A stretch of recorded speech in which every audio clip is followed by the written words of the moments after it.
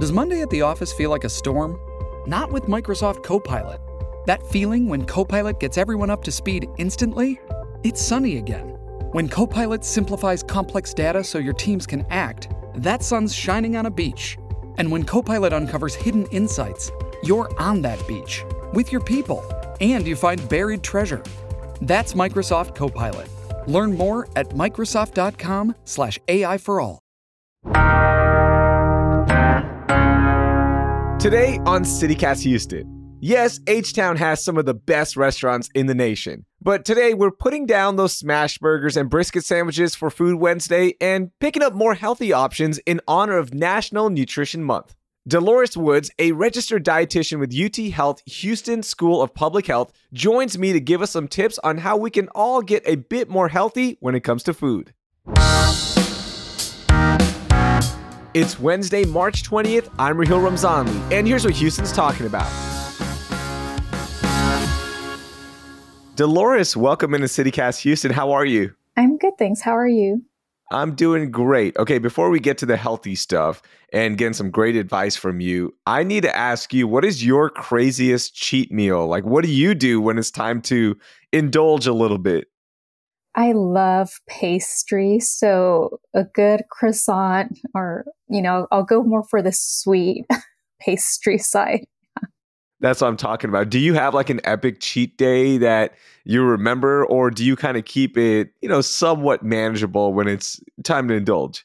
I keep it manageable, but I will say when I travel, I love going to grocery stores and markets in different countries. So I'll definitely cheat when I'm in different places and exploring. Okay, not bad. So based on other places you've been to and you compare it to our city, is it harder to eat healthier here than compared to other places you've been? I think it is. And so much of that is our culture, unfortunately, where there are so many ultra processed foods, and we've come to rely on snacks that are really salty or really sweet. Whereas in other countries, I feel like people just take more time to cook their food and appreciate what they're eating. Here, it's so fast. We're always on the go. So I think that's the biggest difference I've seen. Yeah, lifestyle is definitely a big thing, right? Like people in Europe just live a different, slower lifestyle where they can appreciate it a little bit more. We're always on the go here, and because they have good snacks there as well. Like they've got some good stuff there. Yeah, they do. Yeah. Every time we come back from Europe, it's always like, oh, we just feel healthier. But I think we also walk more when we're in those cities. So it kind of balances out. Right. They're more walkable, maybe more public transportation. Yeah. Whereas here, especially in Houston, not so much, right? We just rely on our cars a lot. Yeah, we definitely do. So let's talk about that because of the way we live here, because of the options that we have, right? All the fast food joints, all the great restaurants. You talked about the snacking and all that stuff. How do we start, right? Because it can be intimidating to get into that nutrition, that healthy lifestyle. What are some tips to get us into it and ease into it for those who want to start that journey? So planning and preparing is really important. The first thing is to get organized. A lot of people want to make these changes, but it starts at the grocery store or a farmer's market, wherever you're getting your food, and making sure that you're getting those healthier foods. One of the tips I tell people is when you go to the store, think about the perimeter of a grocery store. Everything you need is there.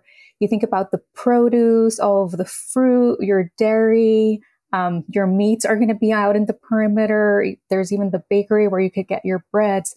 It's when we go into the aisles that we have all of those shelf-stable or really processed foods. So that's sometimes a good tip. And making it quick, just do a walkthrough. We get lost a lot of times in stores and want to buy snacks and things that maybe we shouldn't be eating.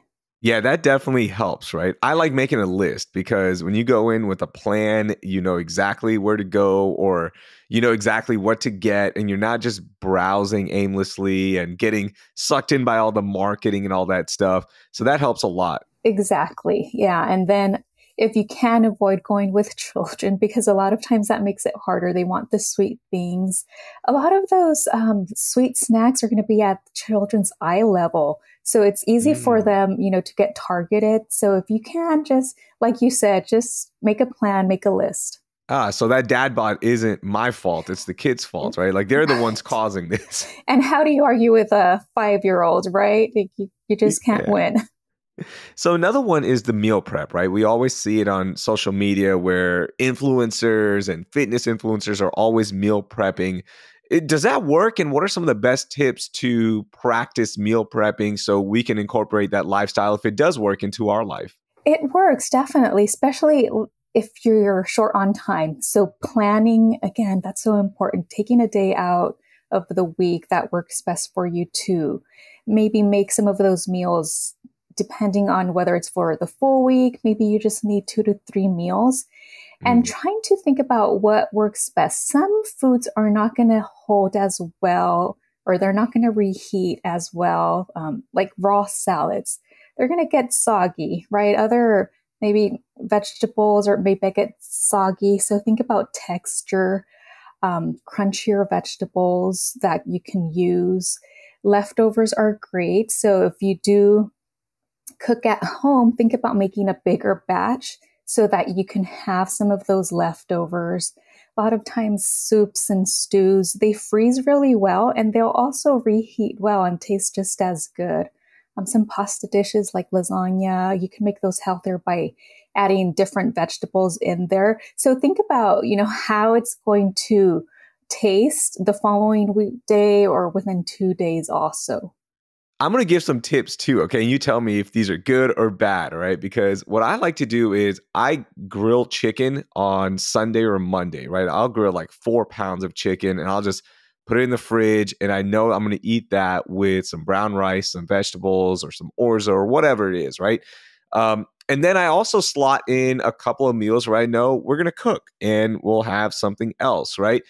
I just don't like thinking about it. Like to me, I just need to know, okay, I know lunch is ready. I know exactly what I'm going to eat. I eat the same thing every day. That might not work for everyone, but just having that slotted out takes away that urge to eat something unhealthy, right? Because I know I'm eating brown rice, chicken, and vegetables, and that's my go-to. Does that help? That helps a lot, yeah. And most of us eat the same things every day. We like to think that, we're really adventurous, but most people will eat the same things. And you could mix it up too. The brown rice is great, but maybe some weeks you do the quinoa or, some sort of farro, other type of whole grain. And then you could also add some variations with the flavoring of spices and different herbs to give it just a little different twist.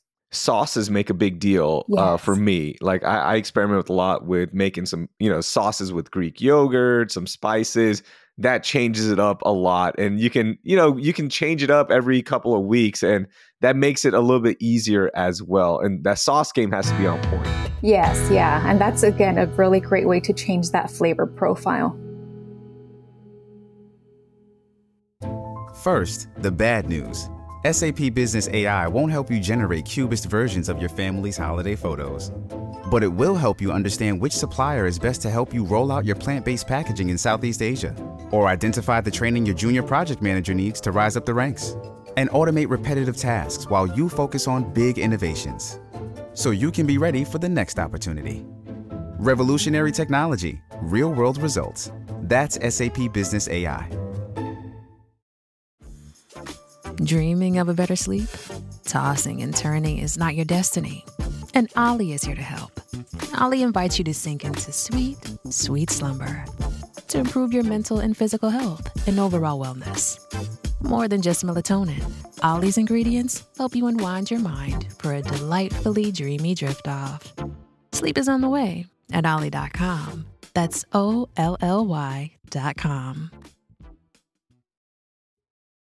So we're now at the point where most people's New Year's resolutions are kind of out the window, right? Those who were sticking with it, they're stuck with it. But for people who aren't on track, do you have any seasonal tips that could be helpful this time of the year?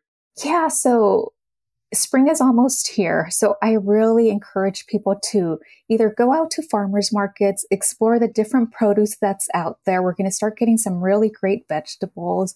And honestly, in this area, we have great weather year round, right? But we're going to start seeing more of those seasonal vegetables, a lot of berries. There's a lot of great citrus out there. So thinking about seasonality and how the different fruits and vegetables are going to taste so much better when they're in season. They're less expensive.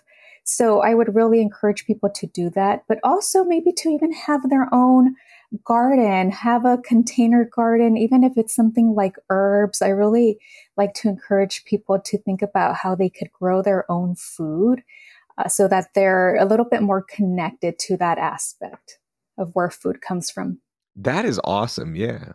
I think a lot of people forget that, right? We just go to the grocery store, we just pick up some vegetables and that's it. Even if it's something as simple as growing some peppers, which is so easy to do, Right. you just appreciate it a little bit more. You do. And there's nothing like going out to your backyard or your patio balcony and picking, like you said, a fresh pepper or a sprig of basil, some sort of herb. And I think it's really rewarding and adds a lot of great flavor to your food. Agreed. And here's the other thing, all right? We can all stay on track. We can make food at home, but it's going to happen. We're going to go out and eat. We're going to go meet up with friends, or we might be running late and you're in your car and you just need to pick up some stuff. So do you have any good places that we could go, like fast food or fast casual, where we can go without breaking our nutritional plans? Honestly, yeah.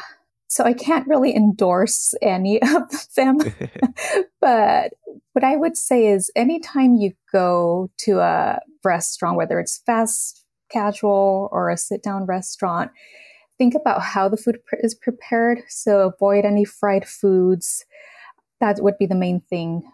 Choose something that's grilled. Also, if there's something with a leaner cut of meat like chicken or fish, those are going to be the best options. You know, the other secret nutrition plan killer? Cheese, sour cream, all those like fatty things that you throw on top, right? Like I'm thinking of a Chipotle right now where you can go there and you can get a pretty healthy meal. But if you start loading up the cheese, you start loading up that sour cream, that's where it kind of throws off the whole plan. It does. You're right. All of those condiments, all those extras, they really add up. There's a lot of saturated fat in them, which is not good for our heart. But you could opt for something like the guacamole. That's really a great food because of the avocados. That's heart healthy. So yeah, definitely thinking about the condiments and which one's best when you ultimately choose. Yeah, that definitely helps. Grilled is good. Chicken is good, as you mentioned. You just have to be conscious. You have to figure out like, all right, is this good for me or not in this time of need, right? Because sometimes you can't go home and cook. So just be smart about it and check it out. Yeah, and take a little time to read the menu, read the different options. Maybe it's something you're not used to doing. You go for the same food every time, but look at the other different options. The other tip that I like using is if I have a busy day, I know it's going to be bad, or I know I'm going to be driving, I'm going to be out and about, just pack your meal. Just pack it, put it on some ice, and take it with you so you don't even get that urge to go eat somewhere unhealthy, because it does happen, right, Dolores, where you go, all right, I'm going to go eat healthy. I'm going to go to Chick-fil-A. And then when it's time to order, you go, yeah, but I really want that spicy chicken sandwich right now instead of the grilled chicken. Yeah, I'm so glad you brought that up because packing your lunch, packing snacks, that is so important. We end up just being so hungry and then we end up making, poor choices when we don't do that. So definitely be prepared. And even if fruit, some nuts, those are really just easy portable snacks. And it saves you so much money as well. I mean, think about the cost savings there. Yeah, especially nowadays, our dollar doesn't go as far. So we need to do the most with our money. What are some things about nutrition that you wish more Houstonians knew about? So I wish people knew that it doesn't have to be complicated. We listen to so much information, whether it's on social media or maybe friends who have good intentions, but there's just so much misinformation out there. And I just wish people knew that, it doesn't have to be complicated. We could think mostly about eating whole foods. So if we think about foods that you don't have to take out of a package or don't have a ton of ingredients listed that we can't even pronounce, that really simplifies things. So think about just going back to the basics and eating more of those whole, fresh foods. Oh, that's a really good tip right there. Yeah. Eat stuff that, you're picking up and you're cutting or you're preparing. That helps so much. The other one, I want to get your thoughts on this one because as you mentioned, there's a lot of information out there. There's so much information that gets overwhelming to the point where it's misinformation. I think people need to understand that it's okay to try diets, but make it to you, like cater it to you, like see what works for you. You don't have to follow it exactly like another person is. Your body's different than everybody else. And I think people forget that. Absolutely. Nutrition is not one size fits all. And you have to think about what you do today. Is it sustainable? Will you be able to do that 1 year from now? Right? If not, it's probably a fad diet and it's not going to work. So think about more of a lifestyle change and building those habits slowly because it does take time. It does take time. Dolores, any final resources that our listeners should check out? So there are so many resources, especially from the government, like nutrition.gov is from the USDA. Eatright.org is actually the Academy of Nutrition and Dietetics website, and there's a lot of nutrition information there.